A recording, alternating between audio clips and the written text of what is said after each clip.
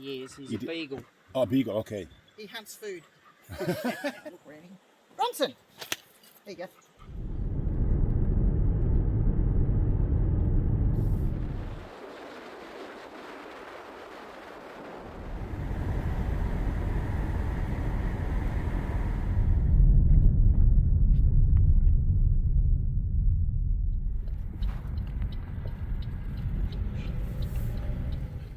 Evo nas sada malo na izletu ovdje i stali smo u Trentham, jedan mali lokalitet nedaleko od Daylesforda, ovdje zapadno od Melbourna prema Ballaratu. Stara željeznička stanica i ovo upravo kud ja hodam su u stvari bile šine i pruga. Evo, tu tamo se čak i vidi. Pruga je izgrađena 1880. godine i služila je ovdje između ovih manjih lokaliteta gdje se prevozila drva, stoka, naravno i bili su putnički vagoni koji su prevozili putnike. Uglavnom, evo to su ti peroni, s ove strane se vidi. Tuda je ta pruga išla. Ovo su vagoni koji su ostali od svega toga kao znak sjećanja na neka druga vremena, jeli? 1880. I tako je to sve išlo. Zadnji voz je na ovoj prugi se provozao 1978. godine, pa skoro znači 100 godina je ovo služilo i radilo. Međutim, sve manje i manje. U startu je to bilo, parna lokomotiva je naravno bila taj pogonski sistem, jeli? Kasnije je to prešlo sve u malo naprednije motorne i dizel lokomotive. 1978. godine je zadnji počasni voz ovdje Čiro odsvirao svoje i ovo je sve prestalo sa radom. Ovo sada samo služi kao jedan otvoreni muzej.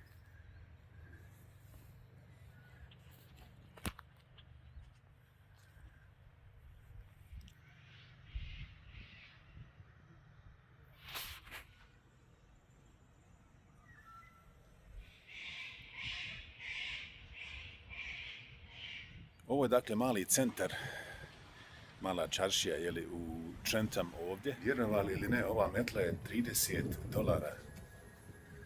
Ne znam zašto je ona služila, možda samo kao za ukras.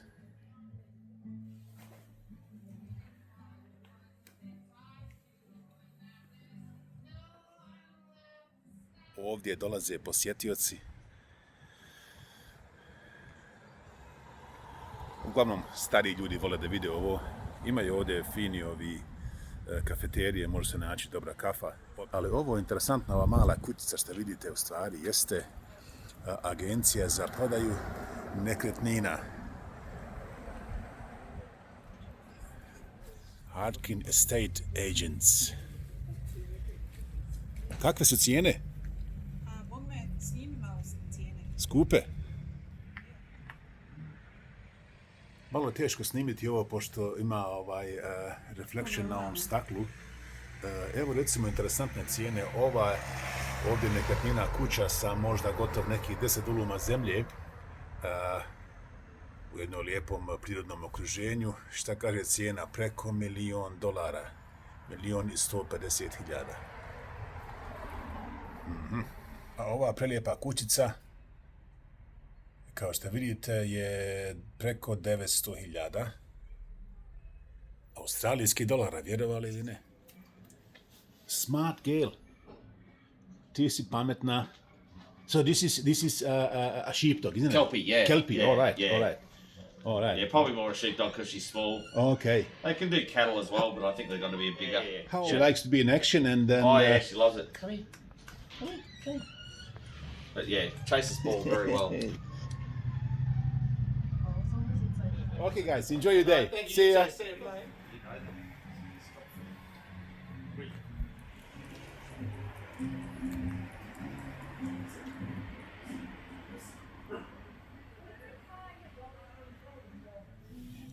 Ove su torbe iz male ženske torbe, iz Škotske. Da. I što je kajš?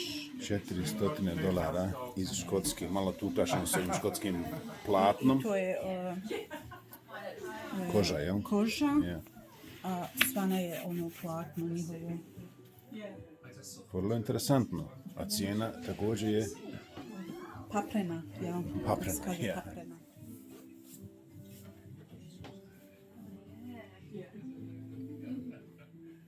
I šta kažeš, ovo više liči kao na galeriju nego u stvari na shop, na radnju. Ovdje su cuke svugdje. Cuko je ovdje omiljena životinja u Australiji, pogotovo po ovim manjim mjestima i nije neobično da vidite cuke po radnjama. Hello, what's your name? Nelly. Nelly, that's such a nice name, Nelly. All right. But the Nelly is not alone. You got two more. They're not yours. This is Bobby and this is Stacy. They like to be comfortable, isn't it? Oh, yes. You have a greyhound, then you have a whippet, and then you have an Italian greyhound, Okay. which is a bit small. Locking system, look at the key. Yeah, it's nice. It's really cool, you know? Really cool. Još smo ovdje u njihovoj ovo maloj čaši Trentham.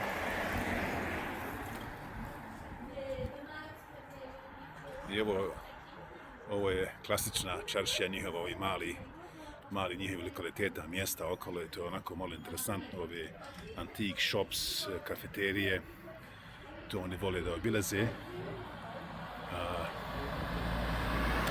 I nekada u ovom malom prelijepom mjestu je bila, kao što vidite, banka. Idemo u banku, ali ne zbog banke. Da vidimo šta ima u nekadašnjoj banci. Ovo je restoran ovdje.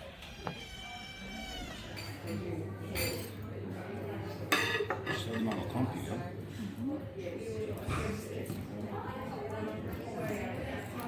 Ovdje malo pored vatre. U Trentham. Ovdje ima jedna pekara. U njihovom centru, ovdje njihovoj čarši, zove se Red Beard Bakery. Crvena brada, jel? Crvena brada pekara.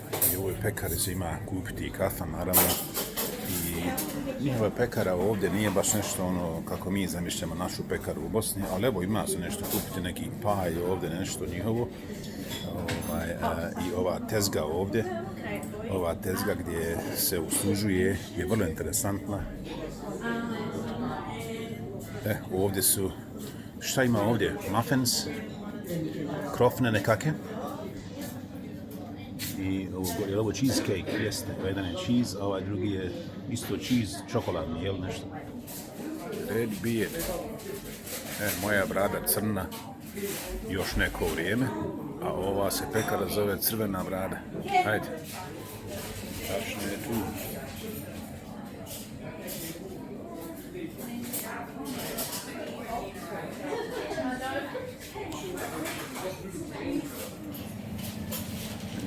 To je nešto hljeb. Neka vrsta hljeba. A ovamo u pekari pozadi imaju izgleda neke časove ovdje. Pekari objašnjavaju šta se i kako kuha i kako se pravi hljeb.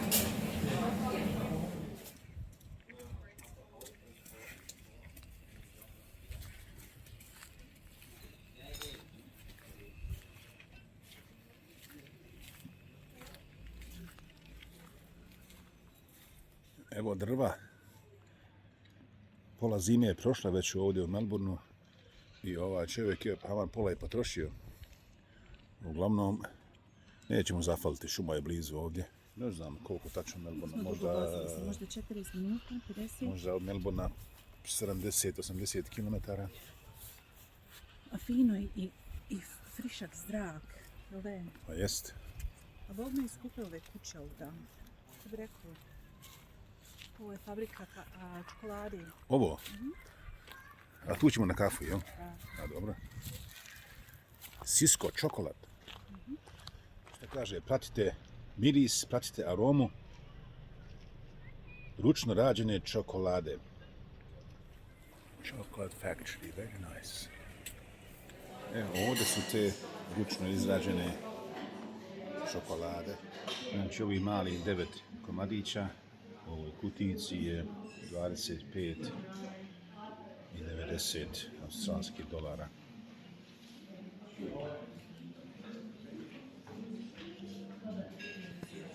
Ima svega. Škapčine? Može. Ovaj jedan kuki je $6.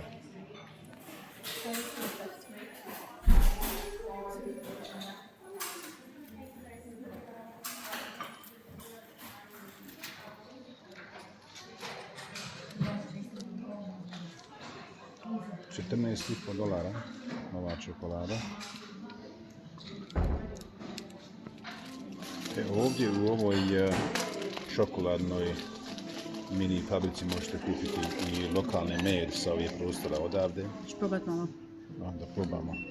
Je li ovo pravljeno isto, jest? Ovo je Bendigo region, 400 grama samo. 400 grama? 14 $15. $15. Ove? 25, jel?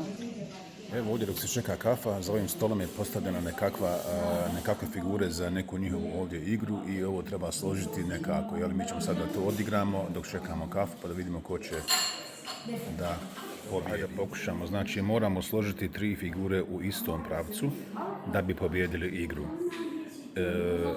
Oponent sa druge strane treba da blokira moj potez.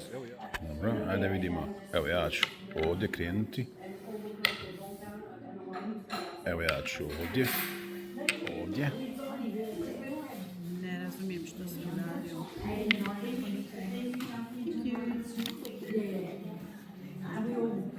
Kafa je stigla, a ja sam se na pola moje igre zbunio. Znači trebao sam, a ti već pobjeđuješ, jel da?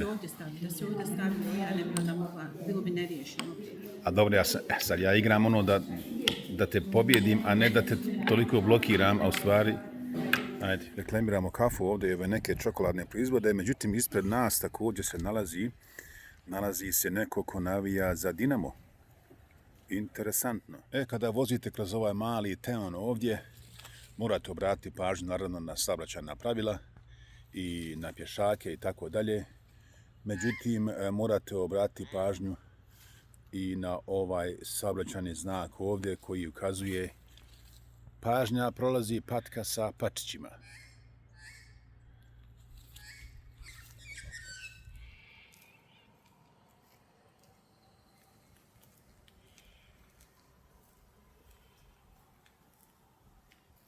Kako ono kažu, the grass is always greener on the other side.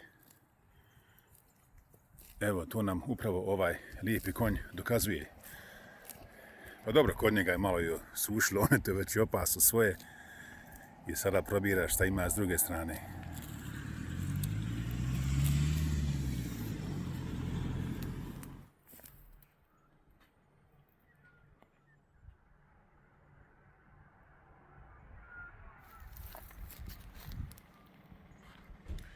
Ovdje u Trentham imaju poznati Trentham Falls ili vodopad. Pa evo neki dole svijet silazi pa da vidimo o čemu se radi.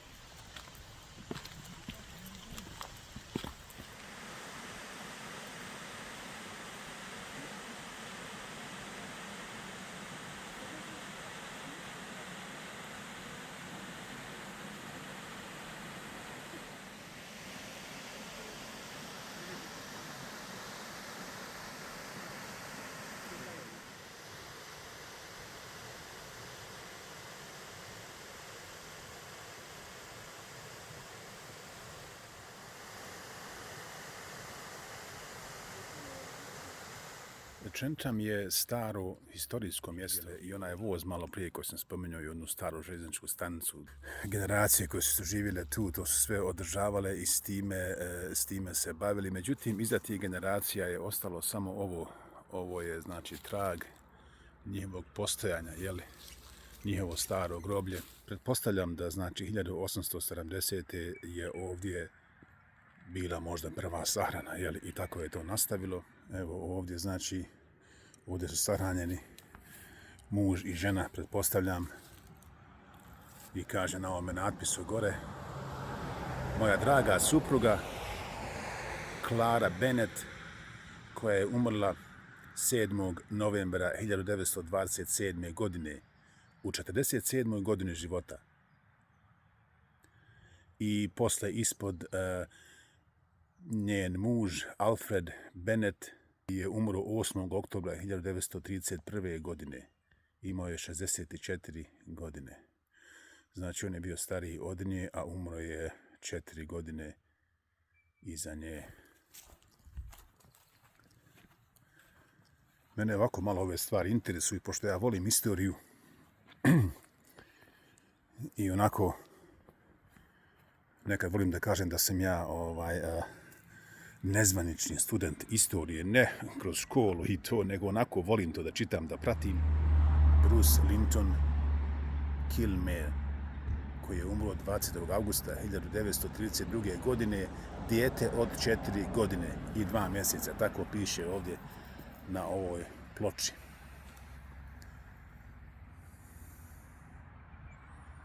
Baš kao i svugdje, mir i tišina. 1922. godine muž i žena na ovome mjestu, dvoje sahranjeni, Brigitte O'Keeffe i John O'Keeffe. Jesu li O'Keeffe, je li to irsko prezime? Mislim da jeste. Ovdje je gospođa Brigitte McKesney ili McKesney, koja je umrla 6. marta 1898. godine u 69. godini života. To je možda jedan od starijih grobova među prvima. Interesantno. Šta je čovjek i šta je njegov život kada to generacije kasnije posmatraju, to je u stvari samo jedan dobar spomenik.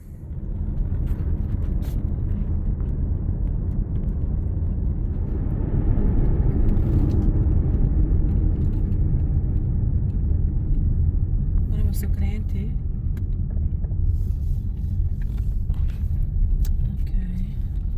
Znači, Nešto se vrati, opet. neki je sudar bio.